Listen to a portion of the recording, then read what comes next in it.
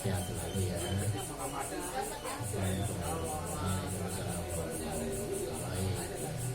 Baik, dua dulu ya. Yang pertama Bang Rama tadi.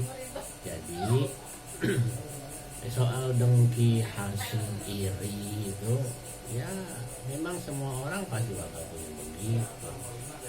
Punya begitu kan. Ya. Karena kata Nabi sendiri, likulli dzi ni'matin mahsudun. Likulli dzi ni'matin, setiap anugerah, setiap karunia, baik duit, pangkat, jabatan yang diberikan oleh Allah kepada seseorang, mahsudun, dzi ni'matin mahsudun, mesti ada yang iri, mesti ada yang dengki gitu Bang. Mesti ada. Ya, mesti ada. Tetapi kata Nabi, innal hasida la yahsulul maksud, tapi orang yang dengki itu nggak bakal hasil atas maksudnya. Nah, oleh karena itu yang dicari sama Bang Ram ini terapinya, obatnya apa? Katanya gitu. Ya. Nabi pernah ditanya, apakah ada obat iri, obat dengki itu? Gitu ya. Ada. Kata Nabi apa? Suruh banyak-banyak istighfar.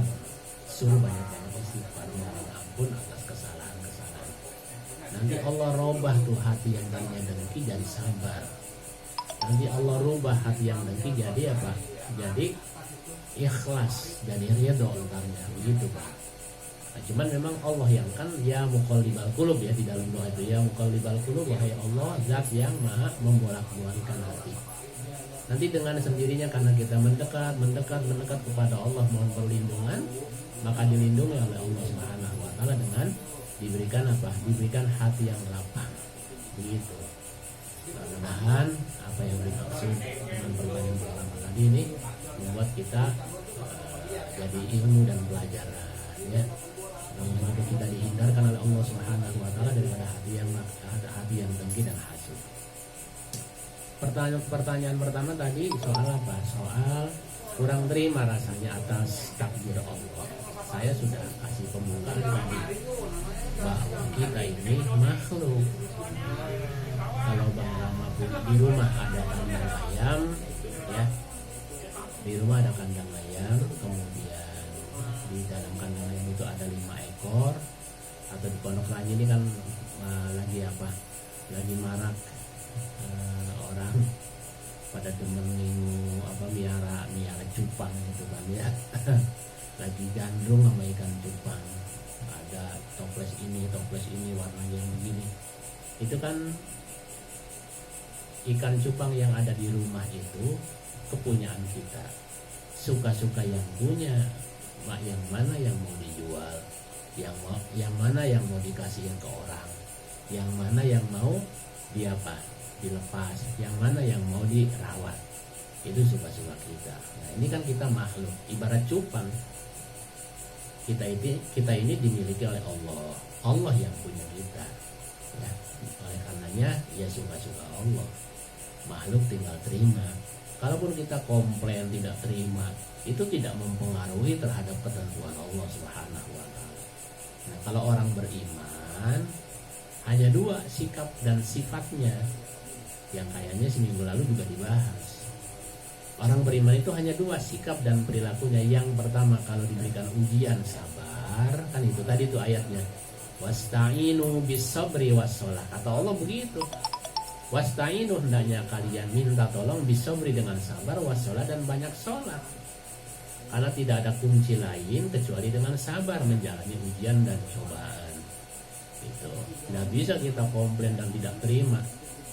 Ya, tidak bisa. Kenapa? Karena bagaimanapun komplainnya hanya satu, yaitu dengan doa. Dengan doa. Mohon dilepaskan dari segala persoalan-persoalan. Begitu Bang Rama ya. Jadi sungguh tidak patut dan tidak pantas bagi seorang hamba kemudian tidak terima terhadap ketentuan Allah Subhanahu wa taala. Yang ada ini adalah nasihat. Ya, bencana-bencana ini nasihat supaya kita jauh lebih baik, jauh lebih soleh, jauh lebih taat kepada Allah Subhanahu wa taala. Gitu. Kemudian pertanyaan tadi ya, yang pertama adalah soal akikah. Akikah ya, kita itu satu ataupun dua, kan minggu yang lalu juga udah dibahas ya, satu ataupun dua. Terus mana dulu korban dulu Pak, akikah dulu? Ya tergantung keadaan rezekinya ya, tergantung keadaan rezekinya. Dan dua-duanya kan sunnah muakkad, artinya dua-duanya sunnah muakkad. Mana aja boleh diutamakan gitu ya, mana aja boleh diutamakan. Karena apa? Namanya juga ibadah-ibadah sunnah. Ya Allah Subhanahu wa taala akan senantiasa menerima ibadah hambanya. Allah tidak mempersulit ya, Allah tidak mempersulit. Kemudian soal kurban, ada yang mengatakan 1 ekor 1 orang, ada yang bilang 1 ekor tapi boleh rame-rame. Ya kita sih ngikutin apa yang diajarkan oleh guru-guru kita yang sudah lalu-lalu kok ya. Yang lalu-lalu kan guru kita ngajarin 1 kambing ya 1 orang, 1 kambing ya 1 orang. Namanya pelit amat lah itu 1 kambing bagi sekeluarga 12 orang kan gitu. Ya nggak pantas lah itu. Giliran aja. Kemudian pertanyaan yang kedua, umroh yang nyicil. Memang tadi sudah dijelasin kelompok sendiri. Orang haji mau umroh makan kalau dia punya duit.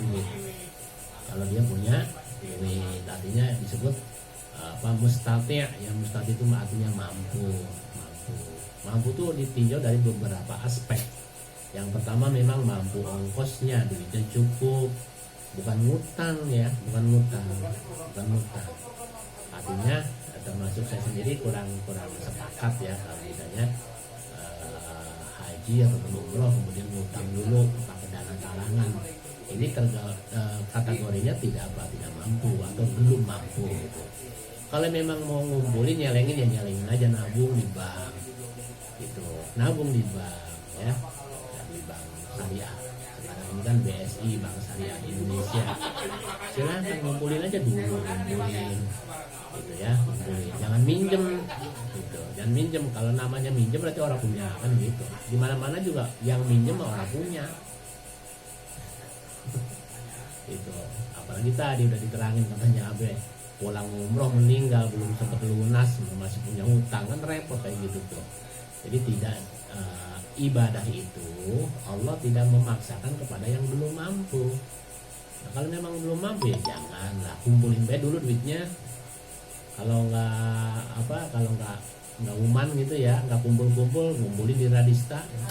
Mau juga tuh di Radista dikumpulin buat umroh itu kan bareng sama saya kan gitu ya. Kumpulin nabung umroh. Ntar berangkat bisa begitu. Ya, boleh begitu. Tapi kalau nyicil ngutang sampai meninggal belum sempat lunas, itu kan namanya ninggalin utang. Kalau bisa mah jangan gitu ya, jangan. Karena apa? Allah Subhanahu wa taala memberikan balasan pahala itu banyak caranya.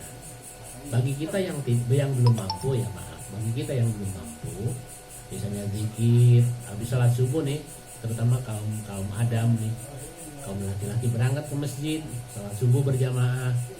Habis salat subuh berjamaah, zikir, wirid sampai selesai. Kemudian berdoa, setelah berdoa terus setelah terbit matahari salat sunnah isyraq 2 rakaat. Pahalanya sama dengan ibadah haji dan ibadah umroh yang sempurna. Jadi walaupun nggak punya ongkos kok, itu bisa juga untuk mendapatkan pahala haji dan pahala umroh. Sekarang yang punya ongkos pun kan nggak bisa berangkat juga kok. Yang punya ongkos nih, yang udah setor, udah lunas setor hajinya, orang pergi juga. Kenapa? Karena kondisi ini. Nah, tadi maknanya mustati itu mampu ongkosnya. Yang kedua, mampu fisiknya.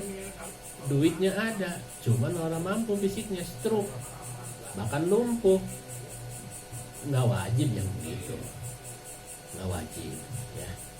Duitnya ada, ongkosnya udah bayar travelnya, udah bayar ONH-nya gitu kan. Kemudian juga fisiknya sehat, jasmaninya sehat, pokoknya badannya sehat. Begitu dengar pemerintah Saudi tidak membuka, kenapa? Karena kondisi keamanan penyakit ini masih bahaya. Akhirnya ditutup tidak menerima jamaah haji. Itu namanya juga tidak mampu suasana kondisinya, atau dalam suasana perang, dalam kondisi tidak aman. Begitu juga misalnya musim bencana dan lain-lain, itu pun juga menjadi apa? Menjadi hilangnya kewajiban. Tetapi Allah Subhanahu wa taala memberikan alternatif pahala selain keberangkatan ke sana juga ada di sini. Ini kan Nabi Isra Mi'raj gitu kan, orang beriman yang laki-laki yang sunnah Jumat itu termasuk Isra Mi'rajnya orang mukmin. Ya, Isra Mi'rajnya orang mukmin apa salat Jumat. Oleh karena itu salat Jumat yang bagus. Berangkatnya jam 9, nanti di masjid salat duha, itikaf, baca Quran, baca surat apa? Surat Yasin, surat Waqiah, surat Ar-Rahman, surat Al-Mulk, surat Al-Kahfi. Jadi datangnya duluan. Nah itu udah Mi'raj begitu. Kita kadang-kadang pengen pahala Mi'raj gitu kan, atau memperingati Isra Mi'rajnya Nabi. Tapi sholat Jumat kita kagak naik-naik. Berangkatnya khotib udah naik mimbar. Kadang-kadang kita datang khotib udah satu khotbah, tinggal doa doang. Nah ini kan namanya tidak naik-naik. Ya mudah-mudahan banyaknya ujian yang Allah berikan, maksudnya hujan, banjir dan lain-lain, ini justru meningkatkan ibadah kita kepada Allah Subhanahu wa taala ya. Baik, sahabat Islam yang berbahagia, tidak terasa ternyata jam di studio sudah menunjukkan pukul 21:32. Nah, ini tidak terasa ya. Mudah-mudahan kita senantiasa sehat walafiat dan selalu diberikan pertolongan dan memperoleh keselamatan, walaupun mungkin di sana sini sudah banyak ujian dan cobaan dari Allah Subhanahu wa taala. Mari kita dengarkan bintang dari studio, mudah-mudahan ini bisa menghibur kita semua ya.